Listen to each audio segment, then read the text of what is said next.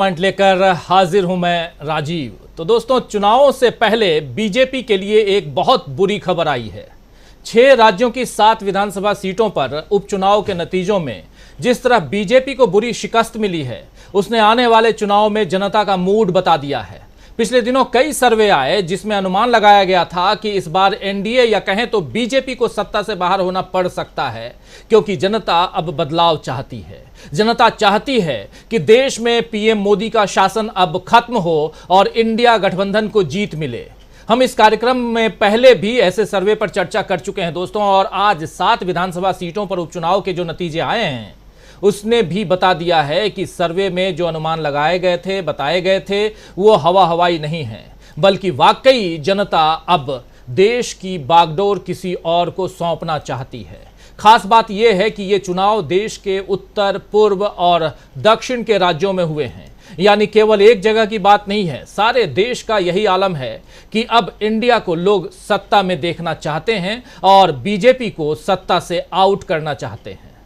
उत्तर प्रदेश, झारखंड, पश्चिम बंगाल, त्रिपुरा, केरल और उत्तराखंड, इन 6 राज्यों में सभी जगह जो अलग अलग समस्याएं हैं और मुद्दे हैं, और इन सभी जगहों पर बीजेपी अपने पैर जमाने में लगी हुई है। उत्तराखंड, उत्तर प्रदेश और त्रिपुरा में तो उसकी अपनी सरकार है। फिर भी त्रिपुरा की 2 सीटें जो विधानसभा की सीटें हैं, धनपुर और बॉक्सनगर, और इसके साथ उत्तराखंड की बागेश्वर सीट पर ही बीजेपी को जीत मिली है। आप समझ लीजिए कि मात्र त्रिपुरा और उत्तराखंड में बीजेपी को जीत मिली है। बाकी जगह इंडिया के आगे बीजेपी हाँफते हुए बाहर दिखी। और इन उपचुनावों में सबसे खास बात जो थी वो घोसी विधानसभा का चुनाव था, जो उत्तर प्रदेश में है।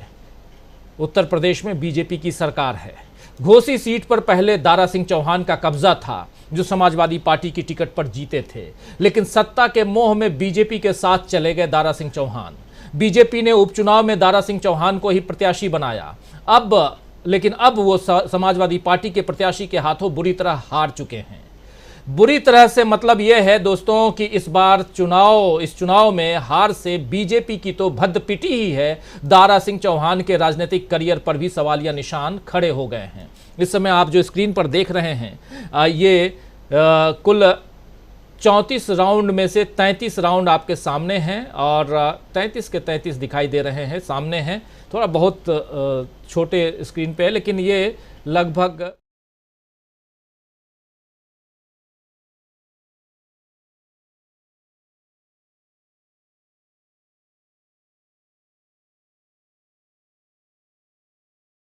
सुधाकर सिंह जो हैं वो आप कह सकते हैं कि जीत चुके हैं, क्योंकि 33 राउंड की काउंटिंग और 33 के 33 राउंड की काउंटिंग यहां हो चुकी है। और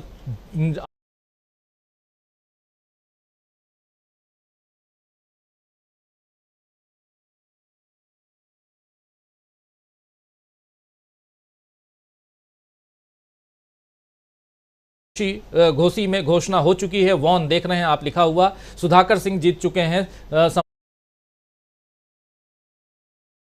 समाजवादी वाली घोसी में पसमंदा मुसलमान काफी संख्या में है दोस्तों, और उन्होंने भी बीजेपी को वोट नहीं देकर बता दिया है कि मोदी चाहे उन्हें लुभाने की कितनी भी कोशिश कर लें, अब मोदी की विश्वसनीयता यानी क्रेडिबिलिटी ऐसी नहीं रह गई है कि वो बीजेपी को चुनाव जिता सकें। योगी सरकार ने और बीजेपी ने घोसी सीट के लिए जी जान लगा दी थी। खासकर अल्पसंख्यकों को लुभाने के लिए जगह जगह प्रबुद्ध सम्मेलन किए, मुस्लिमों के लिए बीजेपी की पॉलिसीज के बारे में बताया, मगर इन सारी कवायद का कोई फायदा बीजेपी को उत्तर प्रदेश के इस घोसी सीट पर नहीं मिला। समाजवादी पार्टी अपनी इस सीट को बरकरार रखने में कामयाब हो गई, और कामयाब ही नहीं हुई है बल्कि इसे इंडिया की बड़ी जीत कहा जा रहा है दोस्तों, क्योंकि अब समाजवादी पार्टी इंडिया गठबंधन का अहम हिस्सा है। घोसी में समाजवादी पार्टी जीती तो उधर झारखंड में झारखंड मुक्ति मोर्चा को जीत मिली है, केरल में कांग्रेस पार्टी को जीत मिली है, और पश्चिम बंगाल में तृणमूल कांग्रेस पार्टी को जीत मिली है। यानी जनता का मैसेज क्लियर है कि अब बीजेपी विपक्ष में बैठे और इंडिया कमान संभालने के लिए आगे आए। इन उपचुनावों को लोकसभा के सेमीफाइनल की तरह भी कहा गया है, क्योंकि लोकसभा में इंडिया विपक्ष के सामने दावेदार बनकर खड़ा हो चुका है। इससे पहले विपक्ष के दल बीजेपी को हराते भी थे तो अकेले अकेले हराते थे, लेकिन इस बार जीत का स्वाद सब मिलकर चख रहे हैं। यह मेलजोल ही इंडिया की ताकत है और बीजेपी को अब इस ताकत का एहसास हो गया है। यह दिलचस्प है दोस्तों कि जिस वक्त उपचुनाव के नतीजे बीजेपी को देश में पिछड़ता हुआ दिखा रहे थे, उसी समय आज दिन भर, ज्यादा दूर जाने की जरूरत नहीं है, आज दिन भर जिस वक्त बीजेपी के पैर उखड़ते हुए हम दिखा रहे थे उपचुनाव के नतीजों के जरिए, उसी समय मोदी जी दिल्ली में वैश्विक नेताओं की मेजबानी कर खुद को विश्व नेता बनाने की कवायद में लगे हुए हैं। अगले 2 दिन देश के टीवी चैनलों में फिर से मोदी मोदी किया जाएगा, किया नहीं जाएगा, किया जा रहा है कह सकते हैं। किस देश के नेता ने मोदी को गले लगाया है और कैसे सोने चांदी के चढ़े हुए पानी पर, या कहें तो सोने चांदी के प्लेटेड, गोल्ड प्लेटेड और सिल्वर प्लेटेड बर्तनों में मेहमानों को खाना खिलाया गया, कैसे विदेशी मेहमान इंडिया आकर कैसे गदगद हो गए, इसी सब का राग अब इस अगले 2-3 दिनों तक आप सुनने वाले हैं तमाम चैनलों के जरिए। हालांकि इस दौरान मोदी भीतर ही भीतर शायद फिक्रमंद हो रहे होंगे कि घरेलू मोर्चे पर वो कैसे पस्त हो रहे हैं। वैसे भी अब टीवी चैनलों की क्रेडिबिलिटी भी संदिग्ध हो गई है। ये इसलिए कह रहा हूं यहां कि पहली बार कांग्रेस प्रवक्ता पवन खेड़ा ने तो साफ कह दिया है कि अगर चैनल आरएसएस के लोगों को राजनीतिक विश्लेषक बनाकर बैठाएंगे तो हम भी वैसे ही अपने विश्लेषक भेजेंगे। यानी कांग्रेस ने बता दिया है कि अब वो मीडिया को अपनी छवि और खराब करने नहीं देगी।